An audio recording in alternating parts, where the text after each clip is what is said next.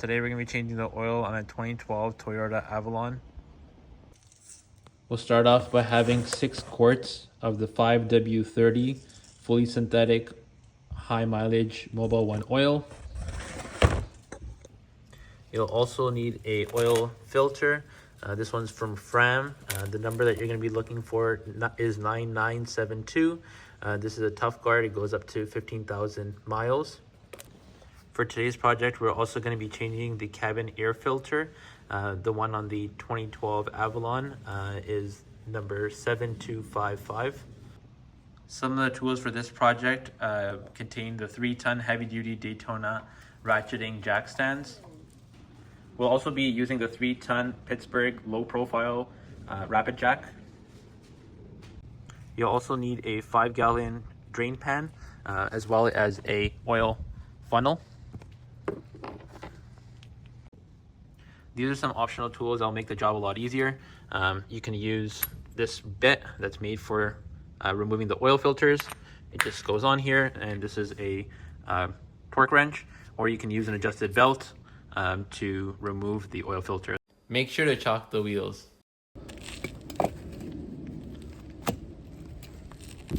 And the other side as well.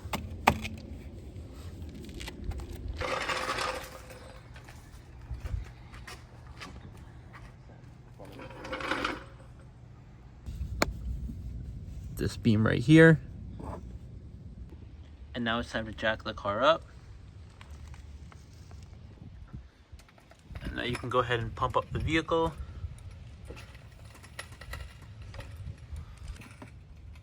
You just want it enough so it's off the ground, the wheels are off the ground, so you can fit your jack stands under it. Now get your jack stands ready in position. You want to make sure that it's making contact with the body itself.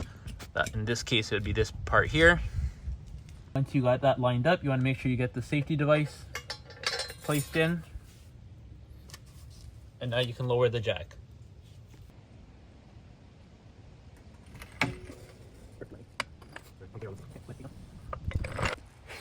And now you're just going to want to repeat the same method on this side.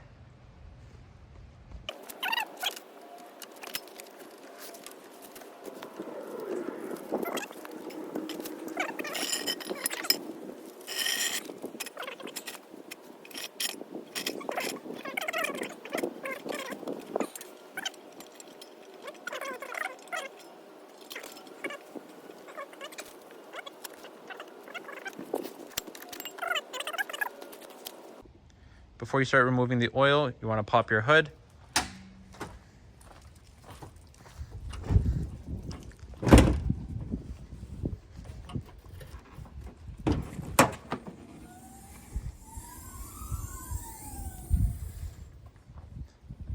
And your oil cap is located right here. You can see as well what type of oil your vehicle takes. You want to just go ahead and remove this before you start draining out the oil from underneath.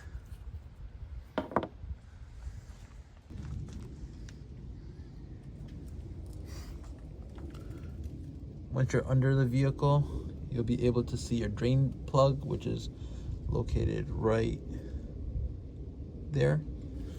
You're going to require a 14 millimeter socket for this. You can go ahead and get that ready. Once you have that ready, set up the drain pan underneath, and you'll be able to open up that plug right there.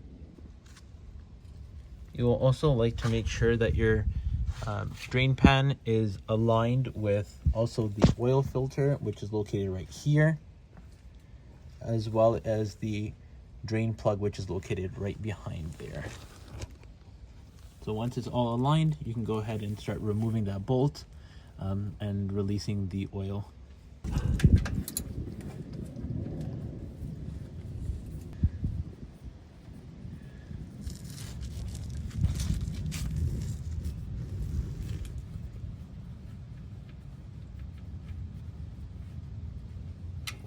The oil to fully drain out.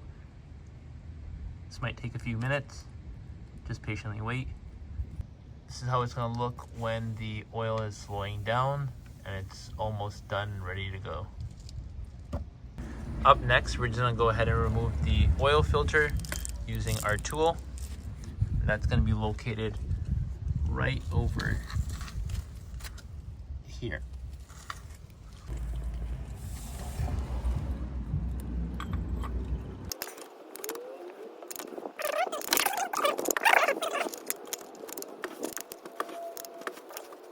And after that, you should be able to go ahead and remove it by your hand.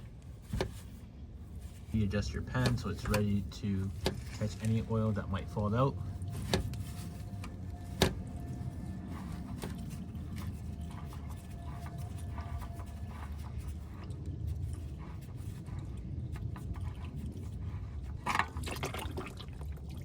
Just like that, you'll see the oil filter and all the oil that's left in it. And you can just go ahead and drop that in the oil pan. You're gonna wanna make sure that there's oil on the crush washer. And you're gonna go ahead and insert it on top of the pan screw, just like that. And now it's ready for installation.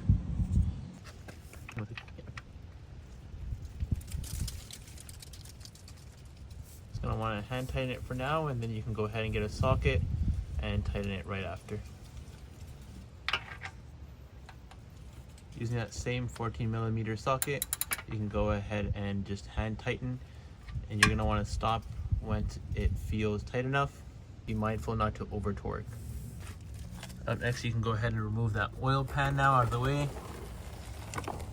We can get the oil filter out and put the new one in. So you're gonna go ahead and remove the old oil filter. And you can just leave this inside of here and you can clean that up later. You're gonna wanna go ahead and clean the actual filter casing so you can prep it for the next filter.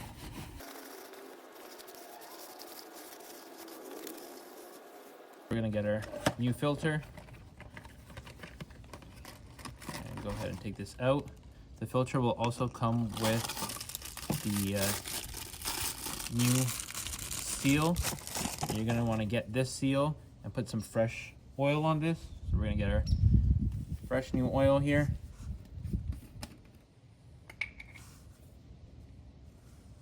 We're just gonna go ahead and get a little bit. Once that's ready to go, you're gonna wanna go ahead and remove the old seal, and that should come off fairly easily. You know, wanna go ahead and throw this out, get your new seal, and put it in position.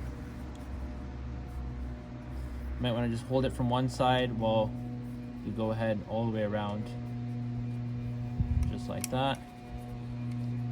Make sure it's all the way flush and in its groove right here at the end.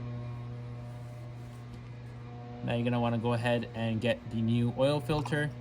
You can just put it inside there, make sure it fits and is flush. Once it's sitting well, it's ready for installation. And screw in the oil filter, just like that. You're gonna wanna hand tighten it as much as you can, and then you can use your torque wrench just to torque it to spec. So once it stops like that, go ahead and get your torque wrench, set it to tighten, just get it in position, and you're gonna, once you hear that clicking noise, you know that it's to spec and it's good to go. This oil filter here should be tightened to 17 foot-pounds of torque. You can go ahead and get your funnel ready there, and now you're gonna put in 6.4 quarts of engine oil.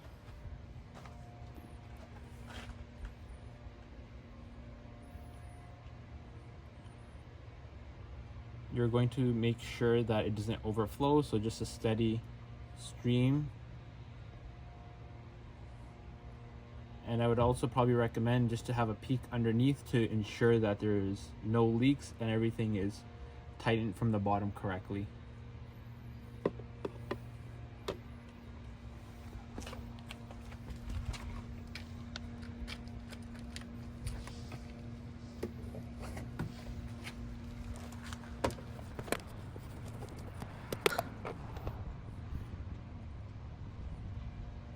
You can also see that the oil that's going in is also much cleaner and lighter in color than the old engine oil that came out of it as well. Ew.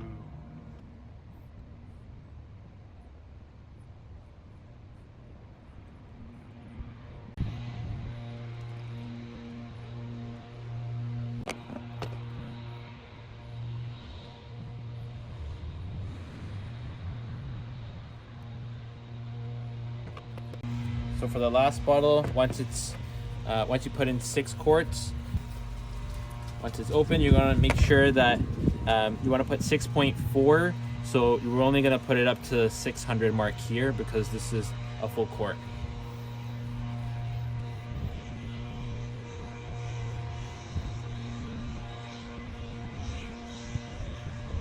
Just like that. You want to make it as close as possible. You can put a little bit more in. Just like that, up to the 600 mark.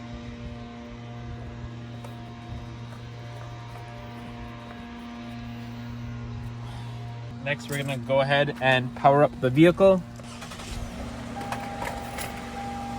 and just let the new oil run in the engine before we pull out the dipstick and confirm our levels. Once the vehicle has been on for a few minutes, you can go ahead and turn it off. So you're gonna pull out the dipstick from here.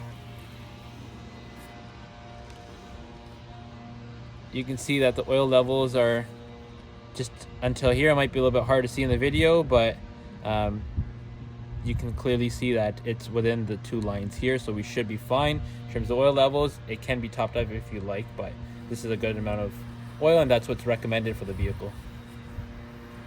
Stick back in, and we can go ahead and remove the vehicle off of this jack stands.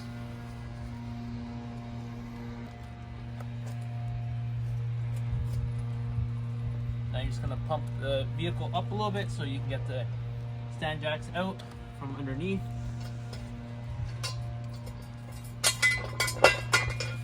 Just like that. And now you can go ahead and first ensure that there's nothing under or nobody under the vehicle. Slowly lower the vehicle.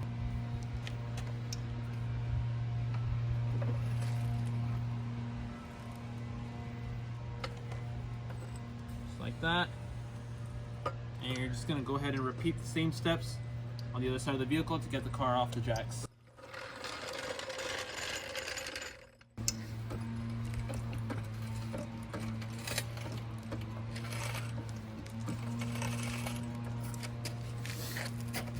You can do the same idea here, just go ahead and remove that, pull the lever, jacks come down. Make sure everything's clear from underneath, and we're ready to release.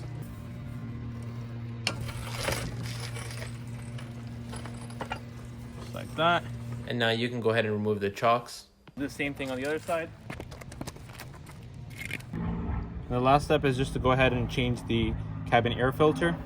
And this will be located under the glove box compartment. And you're just gonna go ahead and release that.